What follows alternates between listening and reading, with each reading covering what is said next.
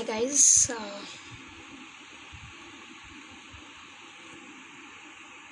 we'll see if Sayantan is live.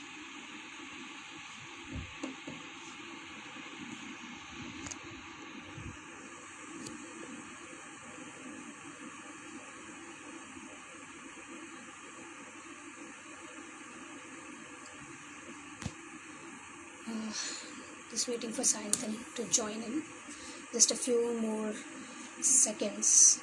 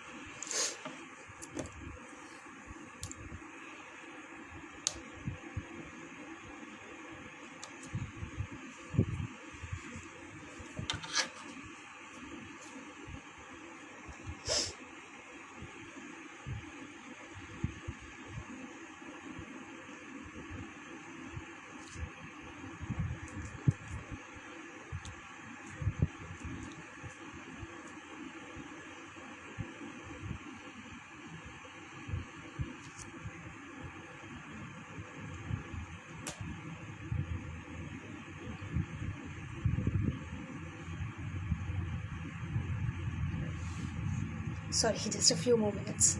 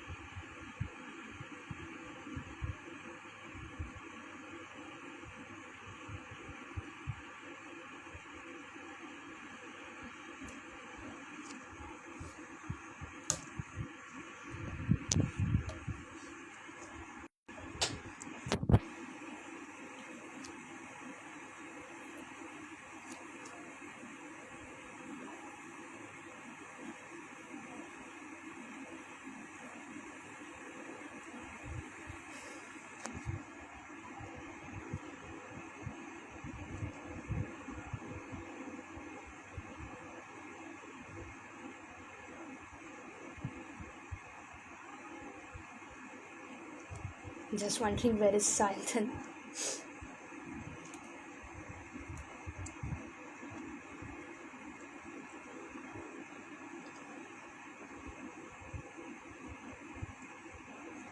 Okay, 1 second.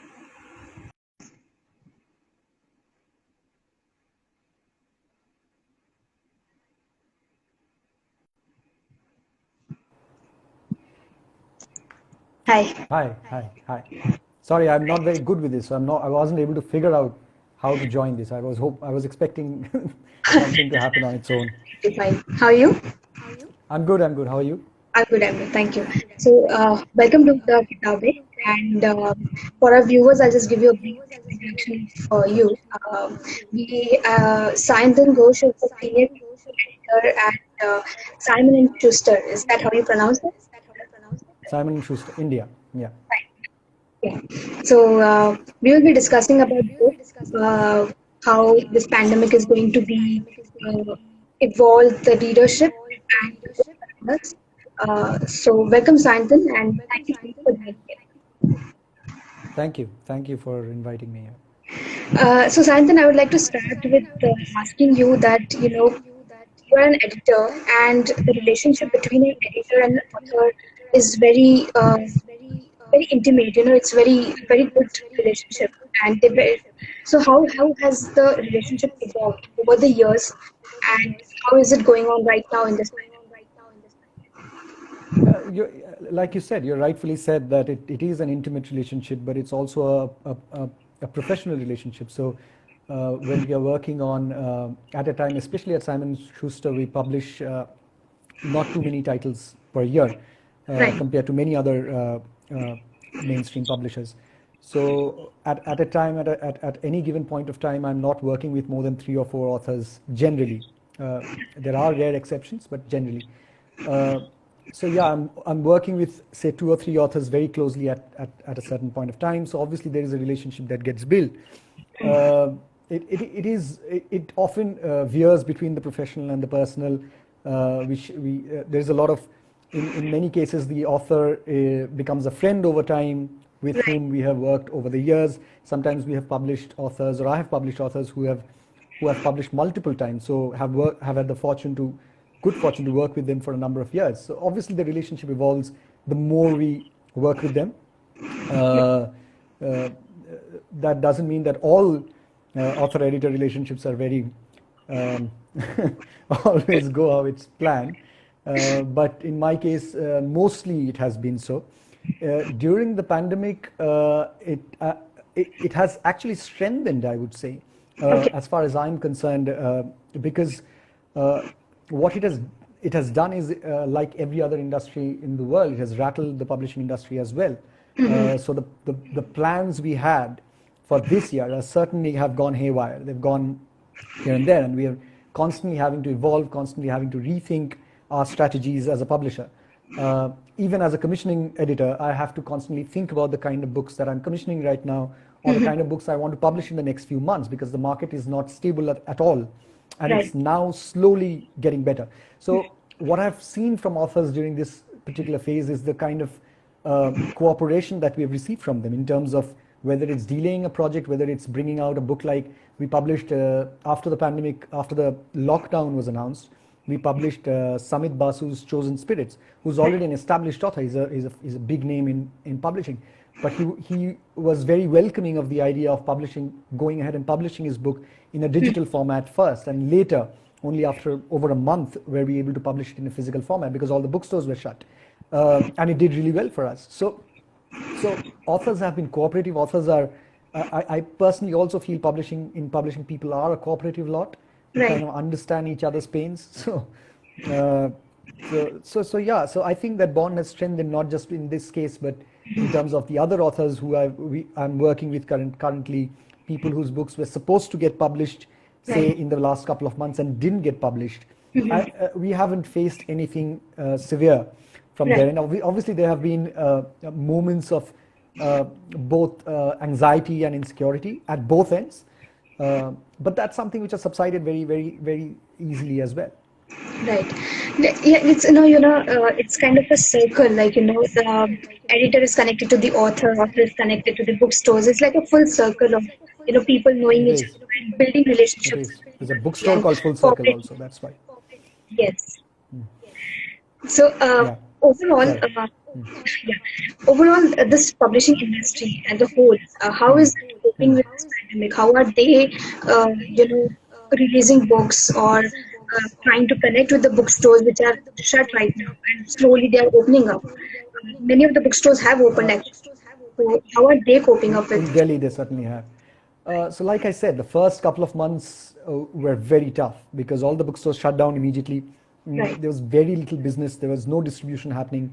Amazon also had stopped delivering, if you remember, at least the first month or so. So there was absolutely, it was all had come to a standstill. So obviously nothing was happening. Now obviously things are looking up, but it's still a very slow process, I would admit. Bookstores are opening up. I'm in touch with the multiple bookstores. There's a bookstore very close to my house. It's one of Delhi's oldest bookstores, which I have visited in the past few weeks as well. And people are ordering books, but of course it's not the same as before because the actual physical footfall has reduced humongously. And that you can't replace that with any online sales, anything. It's people coming to a bookstore and discovering books by scouting, and that's a different experience. So that's obviously not happening. So, but it's not just publishers. It's an industry-wise hit that has happened. Whether it's Right. distributors, whether it's retailers, bookstores, as well as book lovers. I'm sure book lovers have not been able to. I've received several messages from people who are regular readers, who have been or even seen on Twitter, who have been dismayed by the fact that new books weren't coming out. But things are looking up again. Publishers, all the big publishers have started releasing their new titles again, maybe at a slower pace than they would have done otherwise, because no physical events are happening. There can't be bookstore readings, there can't be launches, none of this. Book tours completely at a standstill, and they will remain so in the foreseeable future as well.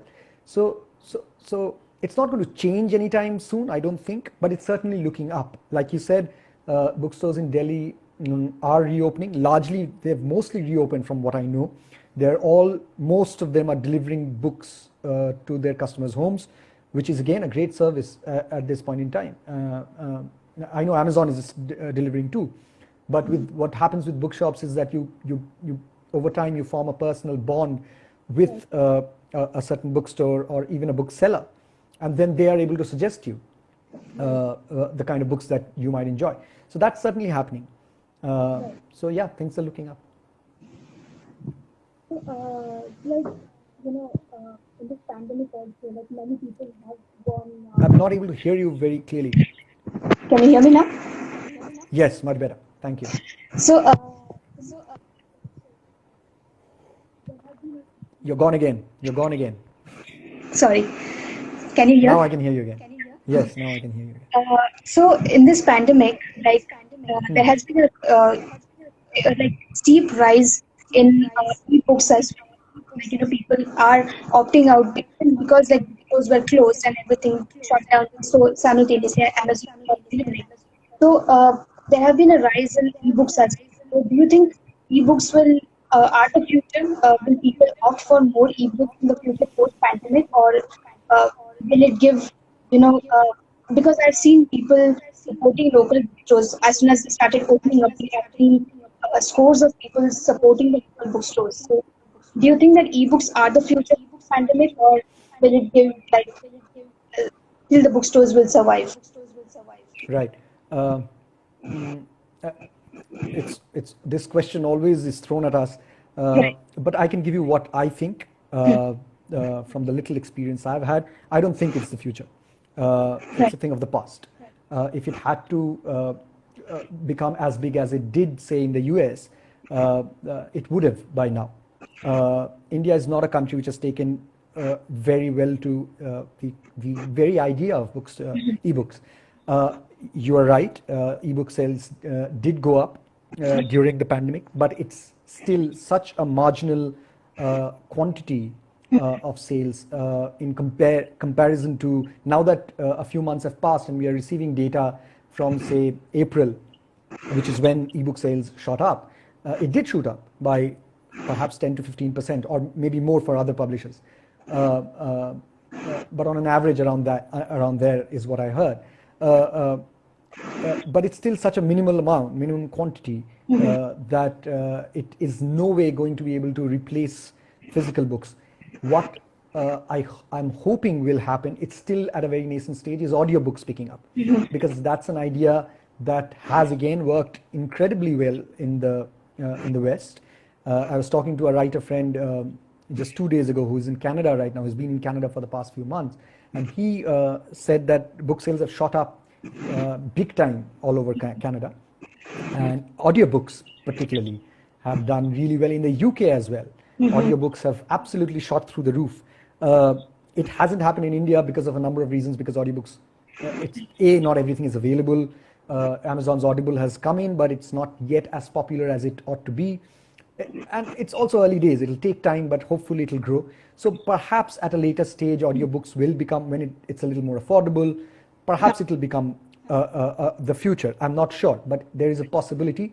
Ebooks, I think, no. It'll again stagnate once this phase is over. Right. It already has to an extent. So, do all these things affect the book sales as well? Affect the? Affect the book sales? Does all Certainly. these...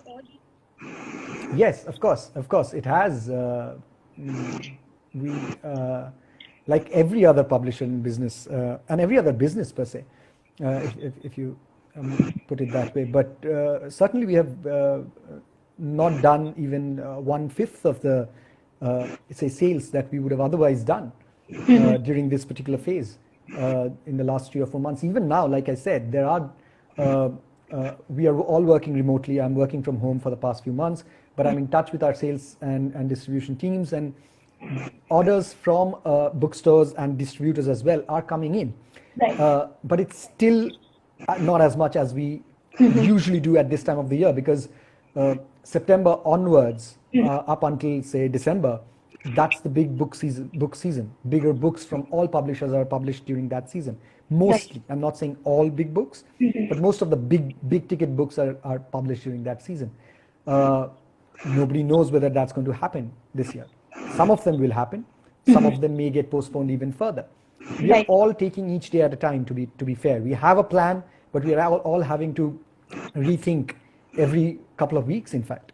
Right. Because right now the bookstores are open. Nobody is sure whether they'll remain open a month from now.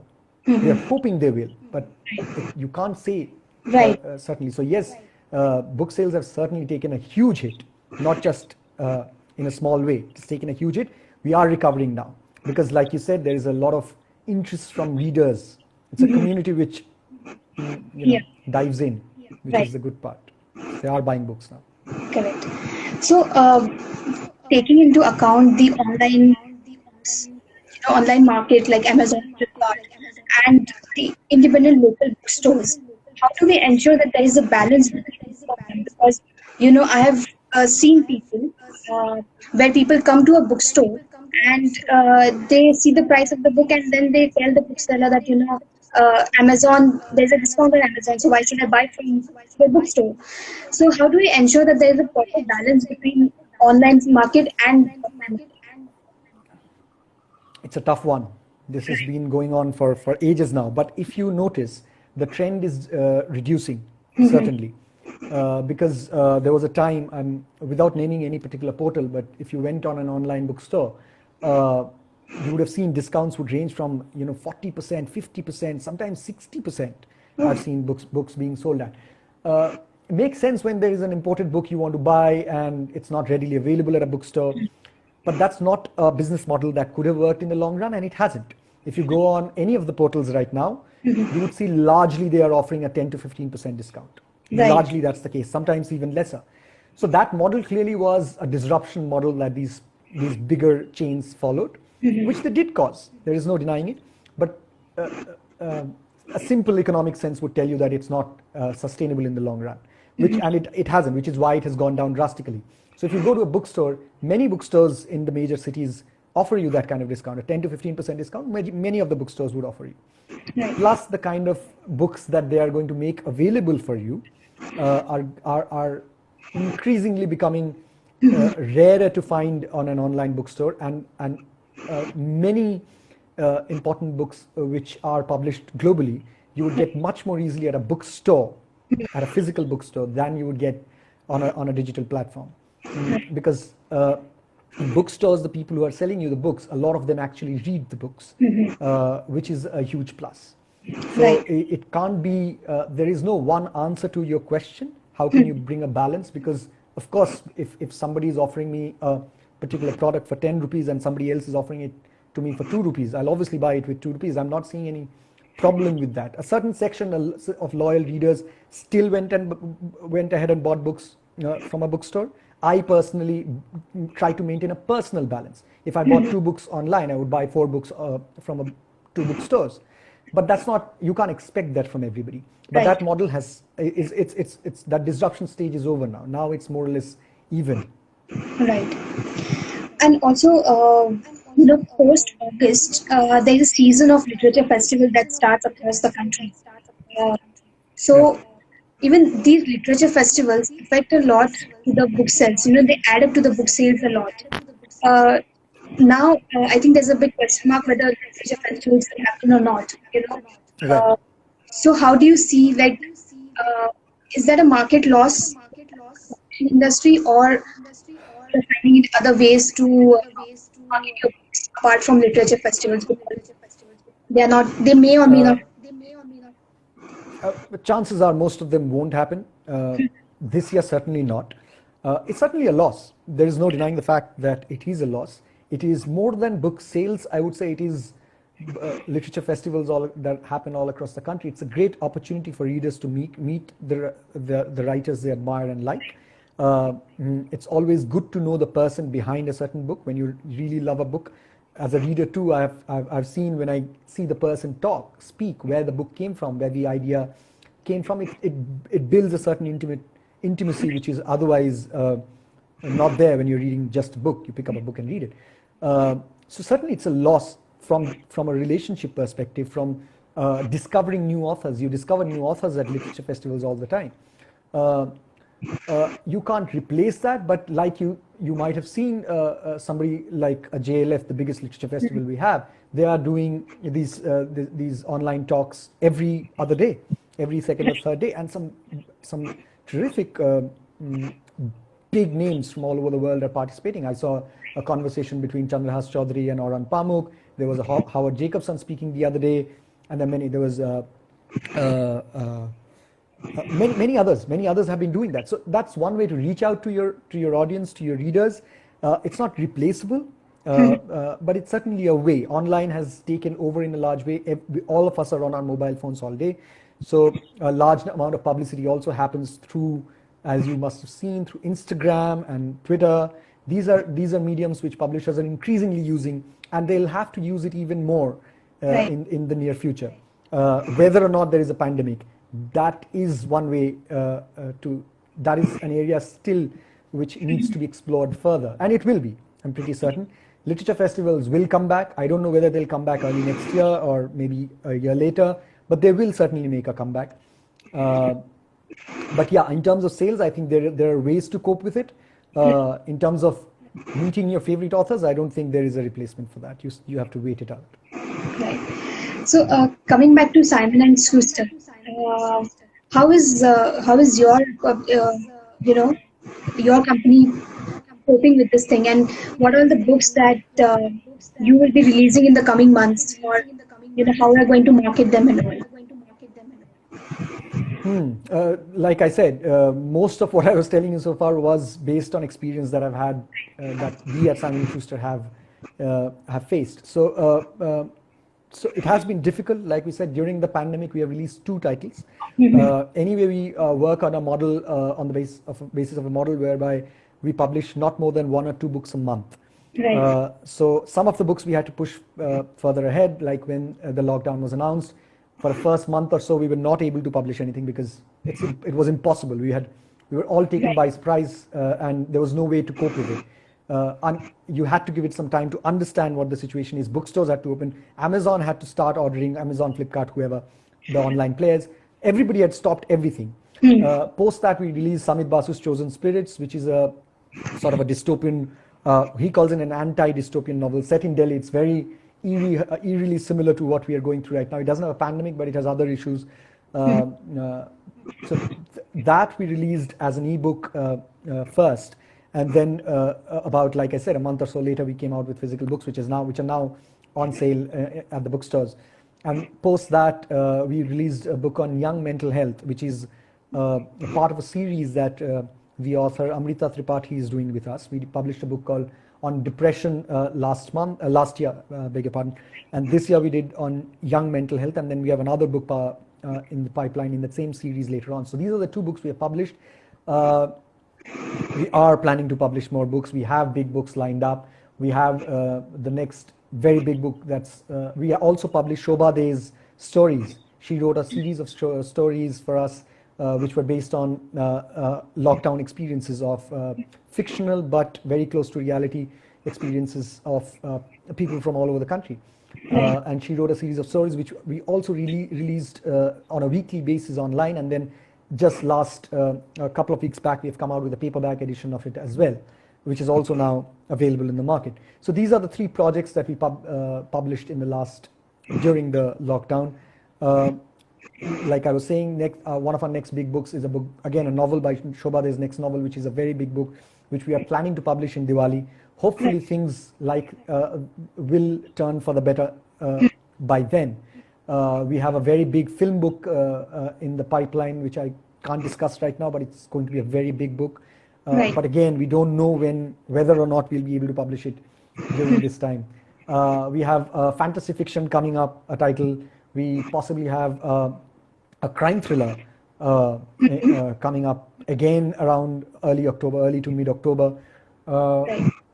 but like I already told you, we have a political biography. We are doing every year. We're also trying to do a series of political biographies on slightly forgotten figures from India's post-colonial history, pre-post-colonial history, but around that time. So we have published uh, a couple of books in that space. We published the biography of Mr. Huxer, P.N. Huxer, and then earlier this year in January, we published the biography of Mr. V.P. Menon. So in the same series, we have another very interesting, very intriguing political biography of Mr. Syed Hussain coming up. Again, it's a book which will be ready in the next couple of months. But again, we are not sure whether we'll be able to publish when we plan to. But this is a larger idea. We are going with a plan, moving ahead with one, and we'll have to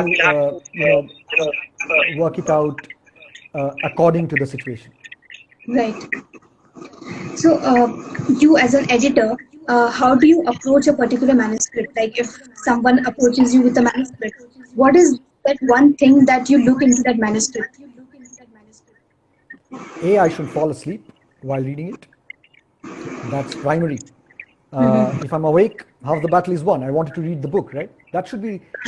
I don't approach it from. I don't think I have an extraterrestrial power rather than what a general reader would have.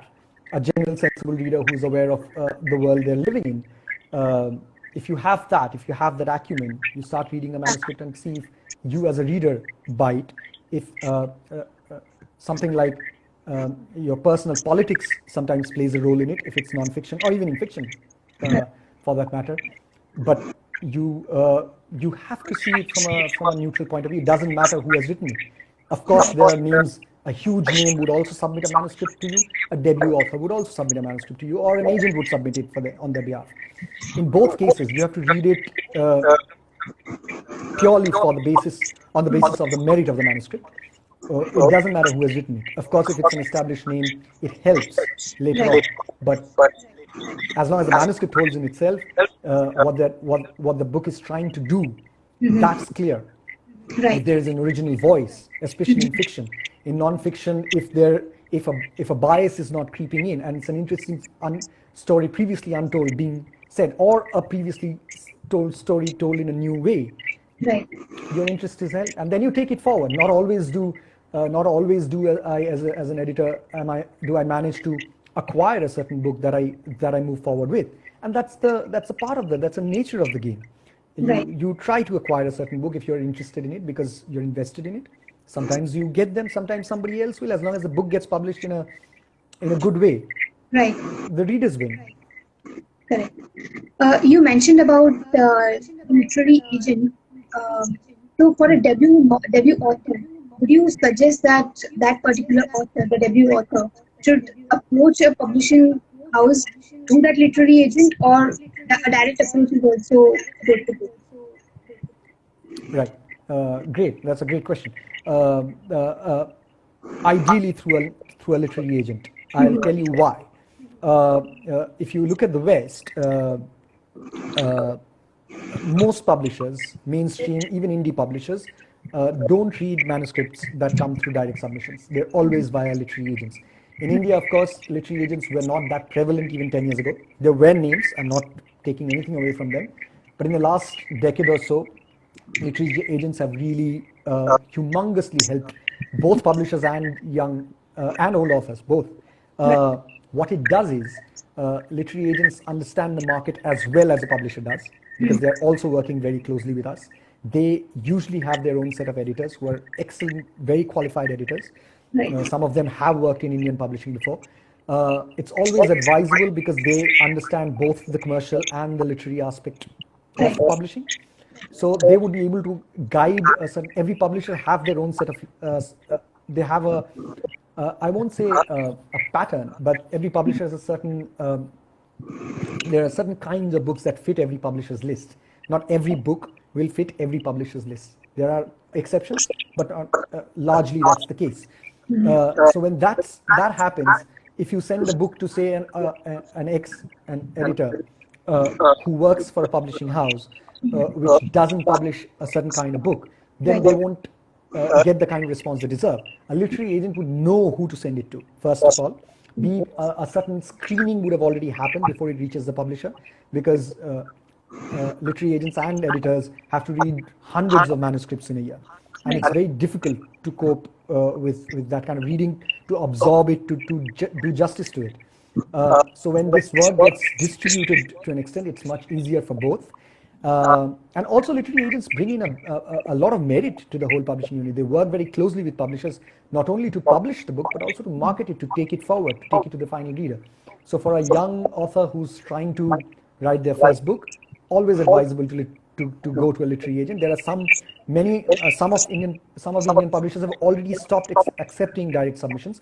We still do. We still have an email ID, but eventually I see it go the way the West went. Eventually, I think it'll be our submissions will come through literary agents. Perhaps it'll happen. In that case, it's always useful to start that process early on. Right. Today is Friendship Day. So, what books would you recommend? Which On friendship, yeah, the books which have elements it's a of tough friendship. one. I have So many. you asked me this. I'm actually not able to find too many names. Okay, it's a very popular book, but it's a book called A Little Life by Yana Hanyagara. It's a tome. Right. I read it once when it came out. I started rereading it this year. It's a fascinating story set in New York City about four friends. But it's not your usual friendship story.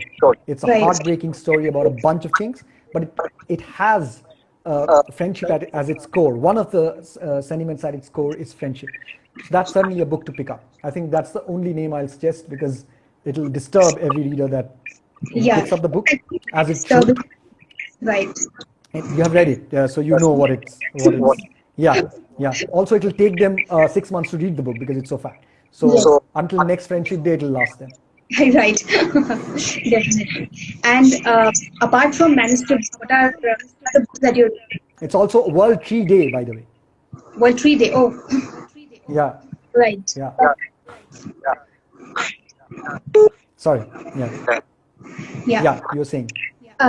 Apart from the manuscripts, what are the books that you're reading? I'm reading a book called The Memory Police by Yaka Ogawa. It's a Japanese novel written in 93 or 94. It was her first novel in Japanese, but it has been translated recently. It's up for it's been shortlisted for the Man Booker International Prize, which is going to be declared next month. That's one book I'm almost about to finish. I read multiple books at the same time. It's an old habit. I'm reading a terrific book I've started reading, but I'm still early days, called Little Children Archive. It was longlisted for the Booker last year. Exceptional language and storytelling. I think people should just pick that book up. And I have, like many Indians, I've started rereading A Suitable Boy. Right.